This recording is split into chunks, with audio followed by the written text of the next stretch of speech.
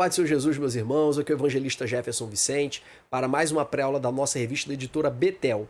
A nossa lição de hoje é a lição de número 6, cujo título é Wesleyanismo, a chama que deu forma ao metodismo e à santidade. Irmãos, como vocês podem observar, não estou gravando do meu estúdio hoje, eu estou em viagem, passeando com a família em Saquarema, aqui no Rio de Janeiro, região de praia, vendo a família, descansando um pouquinho, mas como eu não podia deixar de publicar para vocês, estamos aqui mais uma vez. Nossa aula de hoje, ela vai se concentrar em falar acerca da vida do John Wesley, um dos maiores avivalistas da história recente da igreja, que sem dúvida alguma teve um tremendo impacto sobre o movimento pentecostal. Nós precisamos conhecer a teologia de John Wesley porque ela é uma das bases de influência principais do nosso movimento, da nossa denominação Assembleia de Deus, tendo em vista que muitos pentecostais ali iniciais, além de batistas, também eram metodistas. Então vamos iniciar o nosso estudo. Lembrando que nós vamos seguir aqui o que está previsto na nossa revista, tá? Os tópicos, mas os subtópicos a gente vai organizar um pouquinho diferente. E claro, como vocês sabem, o nosso conteúdo é sempre um conteúdo complementar, porque o nosso objetivo aqui não é chover no molhado, né? A gente vai trazer o que está na revista e sempre trazer algo a mais para vocês. Vamos iniciar então a nossa exposição. Eu quero começar falando acerca do primeiro tópico, tópico 1, o início do ministério de John Wesley. Vamos iniciar então essa exposição do início do ministério de John Wesley nesse momento, conhecendo desde a sua infância, passando pela criação através da sua mãe, que foi uma grande mulher de Deus, teve um grande impacto sobre o ministério e a vida dele, do seu irmão Charles, que foi um grande auxiliar e também um grande escritor de louvores, também um dos grandes responsáveis pelo início do movimento metodista, e sem sombra de dúvida existem hinos do Charles que influenciam as nossas igrejas até os dias de hoje.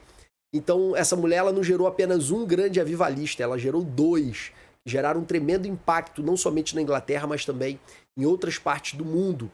Então vamos iniciar agora essa exposição falando acerca do John Wesley. Em primeiro lugar, ele nasceu em 1703 e morreu em 1791. Ele era filho de Samuel Wesley, que era um pastor anglicano, e de Susanne Wesley, que era filha de pastor anglicano. Então ele está ali dentro de genealogias de pastores. Ele tá numa família tanto de parte de pai quanto de parte de mãe, que é uma família composta por seguidos pastores da igreja anglicana. Um irmão famoso do John Wesley é o Charles Wesley, que foi o seu grande auxiliador, um dos grandes responsáveis também pelo grande avivamento que aconteceu na Inglaterra no século XVIII.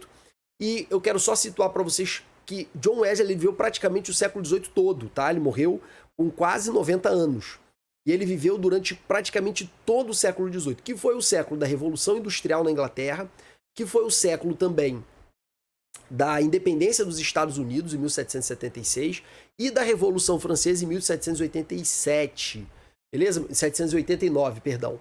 Então, John Wesley ele viveu durante todo esse período, e isso vai trazer alguma influência no que a gente vai tratar aqui hoje. Tá bom, meus irmãos? O próximo assunto é acerca da sua infância, como foi a sua infância. Primeiro, como eu já disse, ele é filho de pastores e famílias, tanto de parte de pai quanto de parte de mãe, com tradição de pastores. A sua mãe teve 19 filhos e ele era o 15º desses 19, sendo que 9 desses 19 morreram ainda na infância do John Wesley, ainda na infância dessas crianças, porque aquela época era uma época muito difícil, as crianças morriam com muita facilidade, não tinha remédio, não tinha penicilina, que é um antibiótico, enfim, e a família vivia em grande dificuldade financeira. O pai de John Wesley era um ministro que não sabia governar bem financeiramente sua casa, então sua casa ela vivia sempre carregada de dívidas. Ele também pregava muito sobre santidade, ele também tinha uma mensagem bem dura, e a congregação dele não gostava muito dele, por isso a casa dele pegou fogo 2 vezes, e suspeita-se que quem colocou fogo na casa deles foi justamente membros da congregação. Lembrando que naquela época todo mundo era automaticamente membro da congregação, porque eles eram batizados criança ainda. Então as pessoas às vezes não gostavam de determinados pregadores, às vezes queriam se livrar dele, mas isso não é um fato histórico comprovado, tá? Isso é uma tese. Em um desses episódios que a casa dele pegou fogo, John Wesley tinha apenas 5 anos, estava no seu quarto no 2º andar, a casa praticamente ficou tomada pelo fogo, tanto o pai quanto a mãe tentaram subir para pegar a criança, mas era impossível. Então, eles já tinham perdido as esperanças da sobrevivência do pequeno John Wesley, mas alguns vizinhos, um subindo no ombro do outro, fizeram uma pirâmide humana ali e conseguiram pela janela resgatar o John. E assim que ele saiu da casa, a casa desabou completamente, ou seja, se ele estivesse na casa ainda, ele morreria. E a mãe, utilizando-se de um texto de Zacarias, falou: não é este um tição tirado do fogo? Isso virou uma marca da vida de John Wesley, um tição tirado do fogo. A mãe dele rapidamente entendeu que ele tinha um chamado especial de Deus e se dedicou a criar o filho para viver esse chamado. Ela o educou em casa, ela o alfabetizou em casa e só depois de alfabetizado ele foi para uma escola pública e posteriormente foi cursar teologia em Oxford.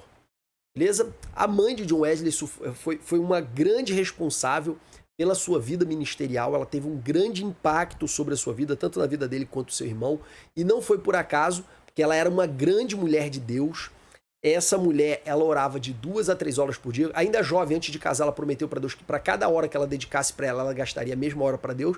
Só que depois ela teve 19 filhos, né, irmãos? Então ela percebeu que era impossível, mas ela se dedicava a orar de 2 a 3 horas por dia. Inclusive, ela tinha um sinal para as crianças quando ela estivesse com um avental na cabeça. As crianças sabiam que ela, apesar de estar exercendo atividade dentro de casa, ela estava em oração. E era terminantemente proibido interrompê-la durante esses períodos de oração. Ela era muito metódica, rigorosa e amorosa. E esse rigor, vocês vão ver daqui a pouco manifestado nas suas 16 resoluções para a criação dos seus filhos. Posteriormente também, irmãos, John Wesley, ele já adulto, ele disse que aprendeu mais sobre o cristianismo com a mãe do que com todos os teólogos da Inglaterra. Como eu disse para vocês, ela alfabetizava os filhos através do livro dos Salmos. Tem noção do que é ensinar as crianças a ler, lendo já a Bíblia? Isso porque ela viveu na casa de um homem, que era um pastor também, que lia 20 capítulos da Bíblia desde criança até a morte. Então ela conviveu nesse ambiente de dedicação, de disciplina, o estudo da palavra de Deus. Então ela ensinava os seus filhos a ler a Bíblia lendo o livro dos Salmos. E ela tinha uma frase, que eu acho que deve ser a frase de toda mãe.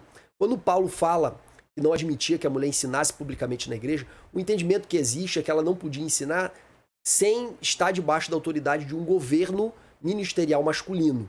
Ela não exercesse o ministério de maneira autônoma, até porque lá em 1 Coríntios capítulo 11, salvo engano, e 14, ele fala de que as mulheres poderiam profetizar na igreja, desde que um esperasse pelo outro. Ele fala de profeta e de profetisa.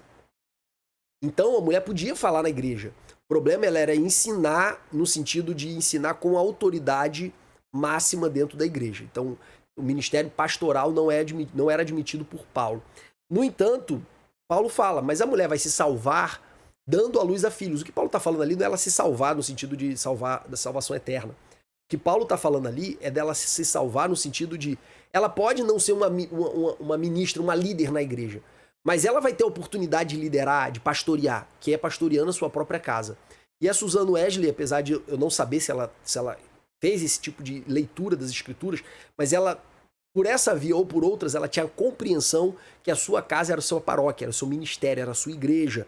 E ela mesmo disse, mas permitam-me dizer-lhes, toda mulher é uma pregadora, sem dúvida, e Deus lhe dá uma pequena congregação em casa para a qual pregar. E ela se enxergava assim, como uma ministra do evangelho dentro da sua casa. Essa mulher era metódica, como eu disse, e ela tinha 16 resoluções, que eu não vou ler uma por uma aqui, para não atrapalhar o andamento da aula, senão a gente vai ficar muito tempo aqui falando dela. Mas eu aconselho que depois vocês leiam. Vocês sabem que o nosso slide fica disponível para todos os nossos irmãos que são apoiadores do canal. Vocês sabem que quem é apoiador tem acesso a um link que você pode baixar o slide tanto em Word quanto em PDF.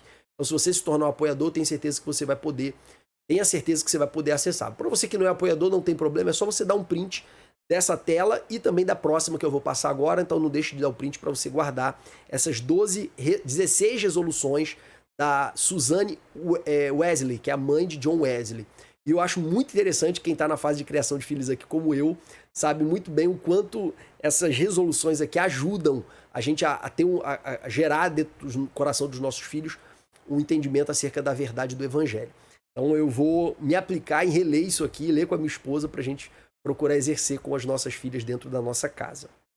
Avançando, depois o Wesley foi alfabetizado pela mãe em casa, participou de uma escola pública e depois ele foi para Oxford, para a faculdade de Oxford, a famosa faculdade de Oxford. E lá em Oxford ele não se conformou em ser um universitário normal. Ele fundou um clube que depois ficou conhecido como Clube Santo, ou Clube dos Santos, e posteriormente de metodistas, que era um clube voltado a estímulos pessoais, para um estimular o outro a viver uma vida de santidade, de devoção. Então ele se estimulava, eles tinham um pacto de jejuar uma vez por semana, de ministrar a comunhão uma vez por semana, que é a ceia do Senhor.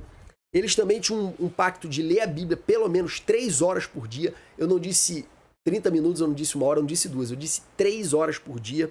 Eles também se animavam a ajustar a vida reciprocamente, eles abriam o coração uns para os outros, para um ministrar sobre a vida do outro, uma espécie de discipulado. Como também eles se comprometiam a fazer boas obras, como obras assistenciais, missões em orfanato, em presídio, hospital. Então era um grupo que se dedicou a se apoiarem reciprocamente a exercer esse chamado. E juntamente com John tinha Charles Wesley, que era o seu irmão, e George Alterfield, que foi um dos grandes pregadores do século XVIII também. Então, eles ali basicamente andaram juntos durante o período da Universidade de Oxford. Posteriormente, ele foi ordenado ao diaconato na congregação do seu pai em 1728 e depois ordenado sacerdote. E quando ele foi ordenado sacerdote, rapaz, essa escrita aqui tá meio bagunçada. Isso aqui, ó. Ele foi enviado para a Geórgia em 1736. Aqui era... Ah, tá, entendi. Aqui era para ser um tracinho, ó. A 1738, Geórgia ficava nos Estados Unidos, então ele foi de navio para os Estados Unidos, e foi nesse episódio que ele entrou em contato com os morávios, que eu citei no final da última aula.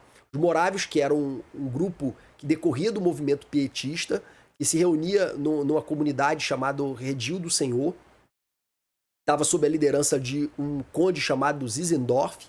Essa comunidade que orava 24/7, ou seja, tinha uma torre de oração que durava 24 horas por dia, 7 dias por semana, e que enviaram missionários para tudo quanto é lugar, que viveram um verdadeiro avivamento dentro ali do contexto do movimento pietista. O Wesley entra em contato com eles, como eu disse na última aula, durante esse trajeto, em que o navio de Wesley ele começa a sofrer uma grande tempestade, o mastro do navio quebra. Wesley ele começa a ficar desesperado, com medo de morrer, e viu que os morávios estavam ali muito tranquilos, cantando, louvando ao Senhor, e pareceu não ter medo da morte. Depois o Wesley descobriu que eles realmente não tinham medo da morte. Isso gerou um grande impacto nele acerca do que ele acreditava ser a sua conversão. Depois ele entrou em contato com os morávios, e tem umas citações aqui que eu li no final da última aula, de uma conversa que ele teve com um dos morávios quando ele chegou na Inglaterra, nos Estados Unidos. Quando ele estava indo para pregar para os índios, esse morávio disse para ele: você realmente conhece Jesus? Há um testemunho do Espírito Santo dentro de você que você realmente é filho de Deus? E o John Wesley fala que sim, mas meio ressabiado. Depois ele acha que falou isso mais sem convicção do que com convicção. Depois, vou chegar a câmera um pouquinho para cá. Depois o John Wesley ele retorna para a Inglaterra e depois ele faz uma viagem até o Redil do Senhor e também entra em contato com o próprio Zinzendorf e sofre uma grande influência do movimento pietista, da turma lá do Redil do Senhor e da Universidade de Hull. Influências teológicas dos pietistas sobre o Wesley. Os pietistas, como vocês aprenderam na última aula, tinham uma grande ênfase na regeneração. Eles acreditavam que você tinha que ter uma experiência de novo nascimento, não bastava ser batizado quando criança e depois fazer a confirmação. Eles também falavam acerca de uma experiência pessoal, do testemunho do Espírito testificando com o nosso Espírito. Falavam de uma vida em santidade, uma vida de piedade, uma vida piedosa, de boas obras. Então tudo isso que trazia essa noção mais de uma vida pessoal com Deus do pietismo, Wesley trouxe isso para a sua própria vida e para o seu ministério. Agora nós entramos na pneumatologia de John Wesley, ou pneumatologia wesleyana. Pneumatologia, irmãos, vem da palavra pneuma, que é vento, que é espírito, e logia, estudo do Espírito Santo. É uma das matérias de teologia sistemática, tá bom? Wesley, irmãos, ele teve uma grande experiência com Deus, uma grande experiência com Deus, ainda em 38, logo depois de chegar na Inglaterra, em que ele estava numa reunião na rua Andersgate Street, ou Rua Andersgate. Ele estava num encontro nessa rua e lá foi lido o prefácio de Lutero à Carta aos Romanos. E ao ouvir a leitura do prefácio de Lutero à Carta aos Romanos, que falava acerca da certeza da salvação através da fé, que o justo viverá pela fé, ao ouvir a leitura desse prefácio, John Wesley teve uma experiência extraordinária com Deus, que ele descreve assim, da maneira como está escrito aqui. Senti que meu coração ardia de maneira estranha, anotou ele. Seu entendimento era de que naquele momento Deus havia lhe tirado os pecados e que ele havia encontrado a salvação. A partir daquele momento ele teve a certeza que ele havia sido perdoado dos seus pecados. Irmãos, existe uma coisa chamada ouvir a palavra, existe outra coisa chamada receber a revelação. Às vezes você ouve a palavra, mas ainda não recebe a revelação. Eu tive uma experiência pessoal com Deus nesse sentido, de ouvir a palavra durante a vida inteira e achar que sabia do que se tratava e depois ser revelado daquela mesma coisa. É absolutamente diferente, tá? É absolutamente diferente. Como Jesus disse para os judeus que creram nele em João 8, os que creram nele, se vocês permanecerem nas minhas palavras, vocês serão meus discípulos e conhecerão a verdade vos libertará. O que liberta não é permanecer nas palavras de Jesus, não é conhecer as palavras de Jesus, não é crer em Jesus apenas, que já criam nele, não é conhecer as palavras de Jesus apenas, nem permanecer nas suas palavras. Permanecer nas palavras é uma condição para você ser discípulo.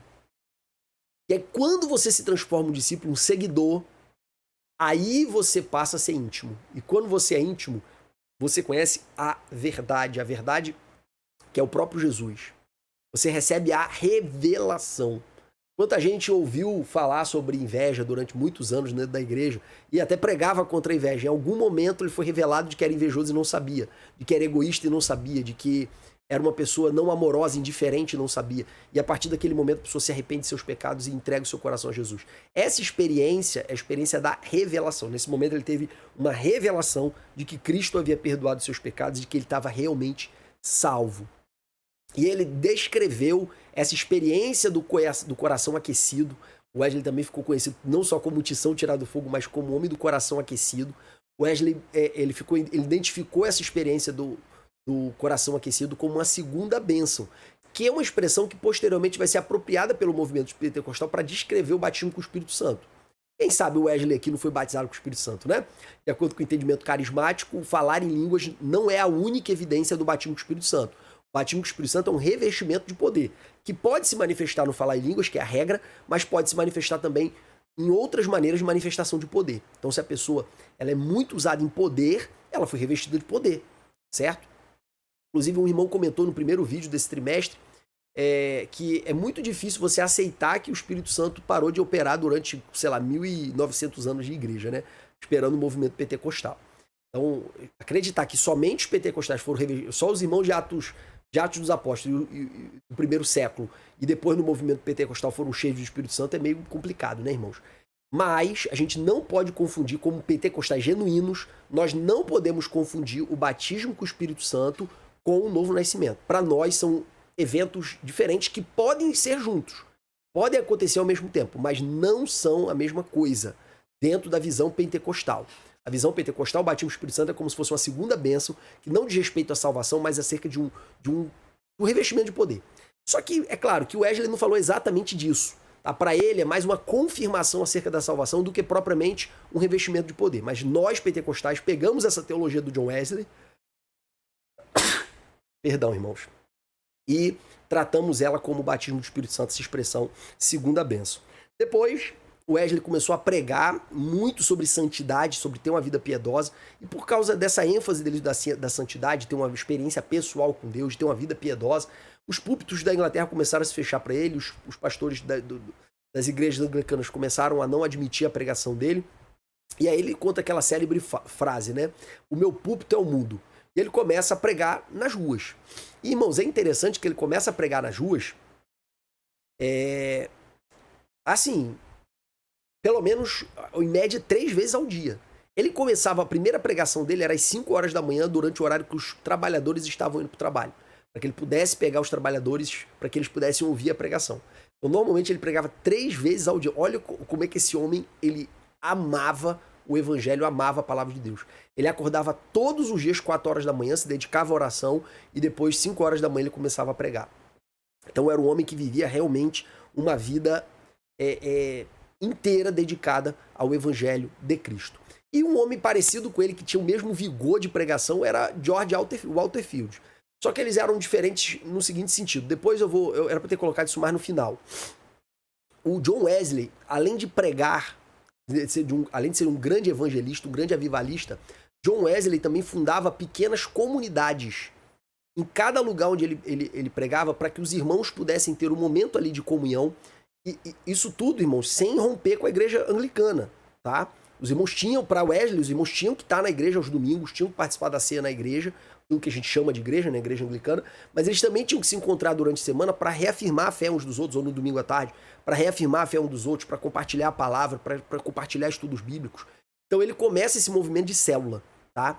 Que o movimento pentecostal herdou, só que com ponto de pregação. Chamava de ponto de pregação. Com o passar do tempo, o movimento pentecostal começou a se tornar poderoso, com templos e tudo mais, e o movimento de ponto de pregação começou a morrer, pelo menos aqui no Rio de Janeiro. Mas é da raiz do movimento pentecostal essa tradição de pequenos grupos que ocorria com o John Wesley, que está sendo resgatado agora recentemente por umas igrejas mais modernas. Então o movimento de célula ele começa assim, tá? Com o John Wesley. Ele não chamava de célula, óbvio, ele chamava de grupos de comunhão, grupos de santidade, que eram irmãos que se reuniam para estudar a palavra e se estimularem reciprocamente a ter uma vida de piedade e santidade diante de Deus. Por causa disso, posteriormente à morte de John Wesley, todos os ensinamentos de Wesley constituíram um movimento, que é o movimento metodista, que depois virou a denominação da Igreja Metodista, que é a segunda maior denominação dos Estados Unidos e sem dúvida, uma das maiores do mundo. Só que é o seguinte, irmãos, Waterfield ele era tão evangelista quanto Wesley. Ele pregava tanto quanto Wesley, ganhava tantas almas quanto Wesley. Só que o Waterfield não surgiu um movimento a partir de Waterfield. E por que não surgiu? Aí o que se atribui é que ele não constituiu pequenos grupos. Ele não constituiu grupos de comunhão para os irmãos darem continuidade ao trabalho dele. E aí que está o perigo, irmãos, da gente só dar valor à pregação de púlpito. E não dar valor aos pequenos grupos, a reuniões menores, como tem muito na Assembleia de Deus, mas que deveria ter mais, como escola bíblica dominical, que as classes menores ali podem ser utilizadas como instrumento de pequeno grupo, como as consagrações, que normalmente também são realizadas por pequenos grupos. A gente sempre quer coisa mega, power, grande. E, na verdade, não dá para ter comunhão com muita gente, irmãos. Não dá para comunhão com 60, 70, 80 pessoas, 100 pessoas no culto.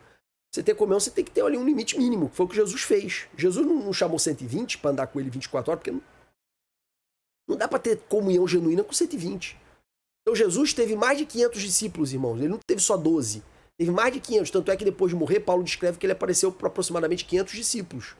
No entanto, para andar 24 horas, ele só teve 12. Então a gente tem que ter um grupo para andar mais próximo da gente.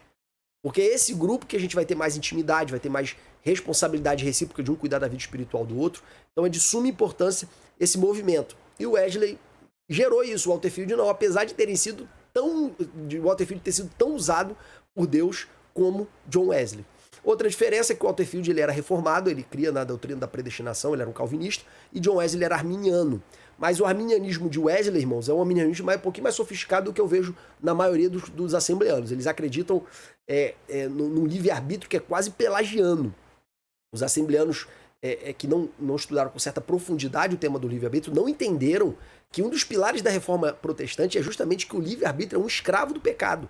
E se a pessoa tivesse o livre-arbítrio pleno, nós encontraríamos pessoas que pararam de pecar. Isso não existe. Não existe ninguém que deixou de ser pecador, apesar de ter nascido de novo. Em Cristo nós somos santos aos olhos de Deus, mas em nós mesmos nós não deixamos de ser pecador. É só parar de vigiar que a pessoa cai. Porque a natureza pecaminosa está ali. Então não existe um livre-arbítrio absoluto. É por isso que alguém não pode escolher nunca mais pecar. Alguém consegue escolher, pode dizer assim, eu escolhi nunca mais pecar e nunca mais vou pecar porque eu tenho livre-arbítrio? É claro que não, porque existe uma doutrina do pecado original, da depravação total, e é isso que é corruptível, só vai se revestir em corruptibilidade quando Jesus se manifestar. Porém, enquanto isso não acontece, a gente vai caminhar em santidade, negando a nossa carne e levando a nossa cruz. Mas sem a expectativa de alcançar a incorruptibilidade ainda nesse plano presente. A gente não crê nisso, no livre-arbítrio absoluto. Isso é pelagianismo, isso é uma tese já sepultada pela teologia cristã. Até nem os católicos acreditam nisso. Quanto mais deveríamos nós, arminianos, pentecostais, acreditar no livre-arbítrio absoluto. Isso aí é heresia, condenada na história da igreja. No entanto, nós cremos em quê? Que nós temos o livre-arbítrio relativo, e esse livre-arbítrio ele é capacitado por Deus através de uma graça preveniente, que é um dos pilares da doutrina de Wesley, que Deus nos dá uma graça, eu acredito, eu creio que essa graça é dada pela palavra, porque está escrito, a fé vem pelo ouvir pela palavra. Quer dizer, o Espírito comunica a sua graça a mim por meio da palavra. E aí, através dessa graça, eu sou habilitado a crer. Eu posso escolher crer, mas só depois de receber essa graça. Sem essa graça, nenhum homem pode crer em Deus por si próprio. Isso não é possível. É necessário que uma graça seja derramada previamente, e o Wesley pregava acerca dessa graça preveniente. Já o Walter Field, ele era calvinista mesmo, ele acreditava na doutrina da graça irresistível e nos 5 pilares lá da doutrina calvinista sobre a salvação, sobre a soteriologia. Mas enfim, só estou colocando as pequenas diferenças entre eles, mas apesar de diferentes, irmãos, eles se admiravam reciprocamente e eram grandes amigos. Tanto é que quando perguntaram para o Walter Field acerca de Wesley, ele falou: Wesley é um dos homens mais santos que eu conheço. E meu sonho é que ele pregue no meu funeral. E isso aconteceu, o Walter Field morreu e quem pregou no funeral dele foi John Wesley. E John Wesley falava a mesma coisa de Walter Field. Para vocês verem que pequenas diferenças teológicas que durante 500 anos de igreja não foram resolvidas, não precisam ser resolvidas no nosso dia. A gente consegue conviver com irmãos calvinistas tranquilamente. E eles também precisam aprender a conviver conosco, não tratando o outro como herege, porque a gente não está divergindo em ponto essencial da salvação. A gente não está divergindo acerca do sacrifício de Cristo, da graça, a gente não está divergindo sobre isso. A gente está divergindo acerca de como essa graça é aplicada a nós. É um ponto menor, não um ponto fundamental. Eu vejo alguns irmãos tratando os calvinistas como se fossem, assim, hereges. Pelo amor de Deus, irmãos. Pelo amor de Deus. Nós surgimos daí dessa tradição. Você lê Livre-Arbítrio no Escravo, de Lutero, se você lê as Institutas de João Calvino, você vai ficar assustado, porque os dois tinham esse entendimento da escravidão da carne ao pecado. Isso era impossível de ser superado. Então a gente não pode tratar nossos irmãos reformados ou calvinistas, enfim, como se fossem hereges, pelo amor de Deus. E John Wesley, que era arminiano, como os assembleanos em geral são, era super amigo e admirador de Walter Field. Por quê? Porque eles sabiam que essa pequena divergência não definia a fé deles por completo. Então eles admiravam um ao outro reciprocamente, tanto é que John Wesley pregou no funeral de Walter Field, atendendo o desejo de Walter Field. Queria que isso realmente acontecesse. Depois temos Wesley, o evangelista, /missionário. Wesley não pregou só na Inglaterra, ele pregou na Irlanda, ele pregou no País de Gales, ele pregou na América. Irmãos, ele era um grande missionário, tá? Ele pregou aproximadamente 1 milhão de pessoas através de 42 mil. Você não ouviu errado, 42 mil sermões. Irmãos, 42 mil sermões. Publicou centenas de artigos e livros. Centenas. Foi um homem muito, muito, muito produtivo na obra do Senhor durante seus quase 90 anos. Ele andou mais de 400 mil quilômetros a cavalo. Tu sabe o que significa 400 mil quilômetros a cavalo? É quase dar 10 voltas ao planeta Terra pela linha do Equador. Tu tem noção do que é isso? O homem não parava, irmãos. Ele estava em tudo quanto era canto todos os dias. Ele não parava. Ele não parava. Olha o tamanho desse amor desse homem para a obra de Deus. Por isso que a Bíblia fala homens de quem o mundo não era digno. Lá em Hebreus capítulo 12. Uma grande nuvem de testemunhos, homens de quem o mundo não era digno. Mas quando a gente olha para isso, irmãos, sabendo que John Wesley está lá compondo essa nuvem de testemunhas, compondo esse rol de heróis da fé, como é que eu posso dizer que eu não tenho tempo para fazer a obra de Deus, que eu não tenho força, que eu não tenho ânimo, que eu não tenho... Irmãos, olha para a vida desse homem. Detalhe, acordava todo dia 4 horas da manhã e começava a pregar às 5. Aos 70 anos, esse homem de 1,58 m, ele pregou, acredite se quiser, para aproximadamente uma multidão de 32 mil pessoas. Não tinha microfone. No gogó. No gogó. Olha o tamanho do vigor físico desse homem, como Cristo, como Deus renovava as forças dele. E sobre a pneumatologia do John Wesley, que é o tópico 2.2 e 2.3 da nossa revista, eu não vou perder muito tempo falando sobre elas. Eu acredito que seria interessante você ler o assunto. Por quê? Eu acredito que nós não temos um conhecimento aprofundado da teologia do John Wesley. Eu não li nenhum livro do John Wesley sobre pneumatologia para falar sobre o assunto. O que eu posso enfatizar aqui é que a teologia dele da segunda bênção, que é essa experiência de convicção da salvação, ela foi apropriada por nós lá usando a tese da segunda bênção como a tese de que essa segunda bênção é o batismo com o Espírito Santo. E, em segundo lugar, John Wesley era um pregador do Espírito. Ele atribuía que a graça de Deus era revelada em nós através da ação do Espírito Santo, e o Espírito Santo era um tema recorrente de suas mensagens. Inclusive, uma das frases de John Wesley era que, como é que John Wesley, qual é o segredo para tantas pessoas virem te assistir? Nas ruas. Ele pregava nas ruas. Qual é o segredo, Wesley? Ele falou, eu me ponho em chamas, e o povo vem para me assistir queimar. É isso, irmão. Esse é o segredo, irmãos. Esse é o segredo. Esse é o segredo para sua classe de escola dominical ficar cheia. Esse é o segredo, pastor, para a tua congregação ficar cheia. Esse é o segredo, pastor presidente, para o seu campo ficar cheio. Ponha-se em chamas. e o povo vai querer assistir você queimar. Só que no começo não foi assim. No começo ele foi expulso de tudo quanto é canto. E depois pregando nas ruas, como João Batista, ele atraía as multidões. Terceiro tópico, o avivamento metodista. Não parou em Wesley, como vocês sabem, porque ele fundou, ele realmente foi responsável por um grande avivamento, além do auxílio de Charles Wesley e de George Walter Field. Foram os três os grandes responsáveis pelo avivamento da Inglaterra, País de Gales e Irlanda. E também, parcialmente, nos Estados Unidos. Mas nos Estados Unidos o grande nome foi Jonathan Edwards, puritano famoso, proeminente, chamado Jonathan Edwards. E aí, irmãos, nesse grande despertamento, ele foi marcado por multidões assistindo essas pregações, por manifestações físicas, pessoas sentiam dores físicas, impactos físicos, convulsões. Devia ser demônio, né? A gente não sabe explicar, porque eles não descreveram como possessão demoníaca, nada do tipo. A gente não sabe se é um movimento de cai-cai também do espírito, sei lá. Mas tinha manifestações físicas, conversões em massa, lembrando que todo mundo era cristão naquela época, era batizado quando criança, mas mesmo assim as pessoas entregavam suas vidas para Jesus. Impacto social, dizem que esse avivamento foi um forte influenciador do movimento abolicionista dentro da Inglaterra, que a Inglaterra posteriormente proibiu o tráfico de escravos. Depois também nós temos a criação de várias escolas e orfanatos, decorrente desse grande avivamento. Também existe a tese de que a Revolução Francesa, que se alastrou pela Europa, não chegou na Inglaterra por causa do avivamento de Wesley. Nós temos também mudança de comportamentos sociais, como, por exemplo, o impacto no linguajar das pessoas, que era carregado de palavrão, no impacto sobre o alcoolismo, que caiu drasticamente. E aí esse é um grande evidência de avivamento, irmãos. Por que a gente sabe que o movimento pentecostal, apesar de ser tão grande no Brasil, não gerou um avivamento no país? Porque o consumo de droga não diminuiu, porque o número de assalto não diminuiu, porque o número de homicídio não diminuiu.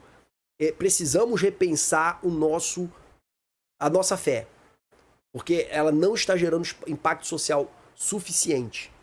Precisamos repensar a nossa fé. Se não fosse igreja estaria pior. Talvez sim, talvez não.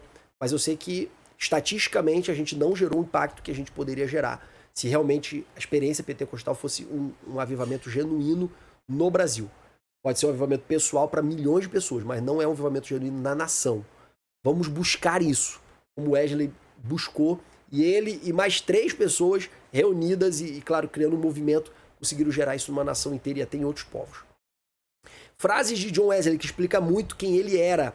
Primeira frase: eu me coloco em chamas e o povo vem para me ver queimar.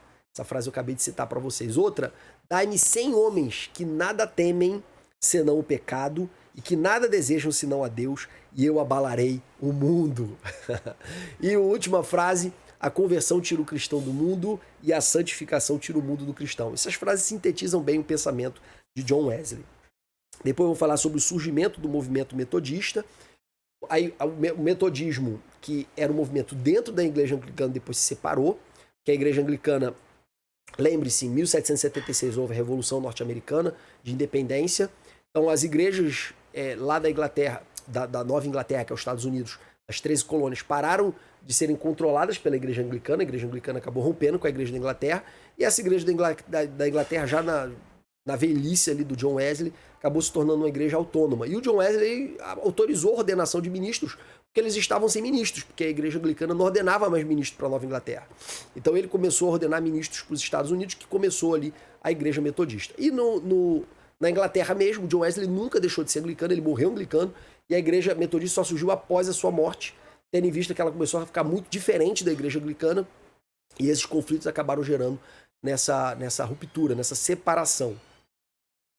Depois, influência sobre o movimento pentecostal, eu acabei citando durante a aula.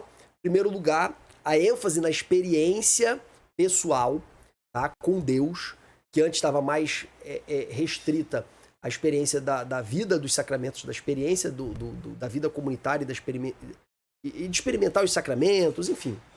A gente sai de uma religião mais oficial, estatal, e vai mais para uma religião mais íntima e pessoal. ênfase na santidade, ênfase na disciplina pessoal, o movimento metodista criou, de leitura diária da Bíblia, de tempo de oração com Deus. Essa questão da segunda bênção também é uma grande influência sobre o movimento pentecostal, tendo em vista que nós se apropriamos dessa expressão para se referir ao batismo com o Espírito Santo. E por fim, a ênfase teológica na ação do Espírito Santo foi muito forte em Wesley, e isso também acabou influenciando o movimento pentecostal. Dito isso, irmãos, nós encerramos o nosso encontro de hoje. Só quero enfatizar para você que assistiu esse vídeo até aqui, para você comentar esse vídeo. Faz o seu comentário aqui se você gostou. Não deixe de dar a sua contribuição, que eu tenho certeza absoluta que você vai ajudar a gerar engajamento para alcançar outras pessoas que precisam assistir esse vídeo também. Muito obrigado, que Deus vos abençoe em nome de Jesus. E curte também, se inscreva no canal se você não é inscrito.